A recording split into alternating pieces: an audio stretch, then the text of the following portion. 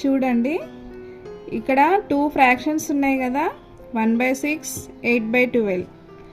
పైన 1 తర్వాత 8 అనేది న్యూమరేటర్, 6, 12 అనేది డినామినేటర్.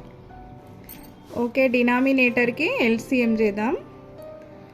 ఇక్కడ 6, 12 తీసుకొని ఎల్సిఎం చేస్తే ఫస్ట్ ఇక్కడ 6 ఉంది కాబట్టి మనకు 2 టేబుల్ యాడ్ చేసుకోవాలి. 2 తీసుకొని 2 టేబుల్లో 6 ఎన్నిసార్లు పోతుందో చూసుకోవాలి. 2 3s 6, తర్వాత 12 మళ్ళీ 2 టేబుల్ ఎన్నిసార్లు పోతుందో చూసుకోవాలి. ఎన్నిసార్లు పోతుంది? 2 6. ఓకేనా? ఎల్సిఎం చేస్తే 2 టేబుల్లో 3 6 వచ్చింది. మళ్ళీ నెక్స్ట్ 3 ఉంది, ఇక్కడ 6 ఉంది. 2 టేబుల్ పోతుందా? 3 పోదు. తర్వాత ఈ 2 ఒకే టేబుల్లో పోవాలి కాబట్టి ఆప్షన్ ఉంది కాబట్టి 3 టేబుల్ తీసుకుందాం.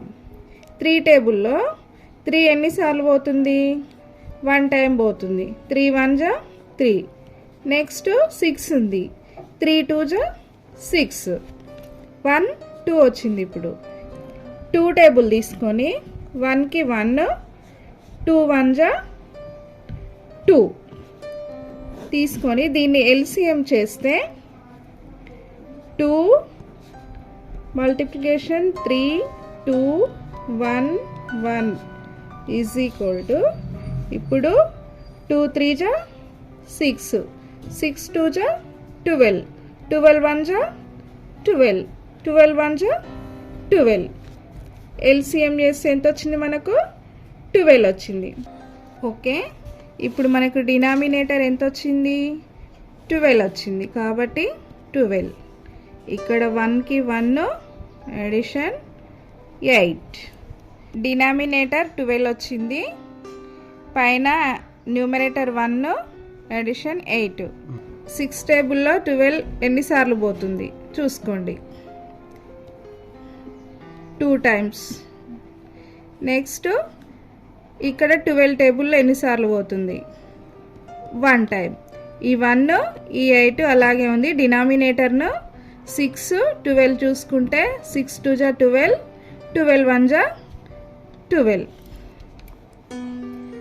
Next 1 2s 2 plus 8 1s 8. Denominator అలాగే ఉంది. నెక్స్ట్ వచ్చేసి 2 + 8 10. డినామినేటర్ 12. ఇప్పుడు 10 12 2 టేబుల్లో పోతుంది చూసుకోండి. 2 5s 2 6s 5/6. ఇదిగో ఇంతేనా, స్టెప్ బై స్టెప్ ఈ విధంగా చేసుకోవాలి. ఇప్పుడు నేను ఒక ప్రాబ్లం ఇస్తా, మీరు కూడా ఇదే విధంగా చేయండి, ఈజీగా వస్తుంది. ఓకేనా? పిల్లలు మ్యాథ్స్ చూసి భయపడకండి, ప్రాక్టీస్ చేస్తే ఈజీగా ఉంటుంది.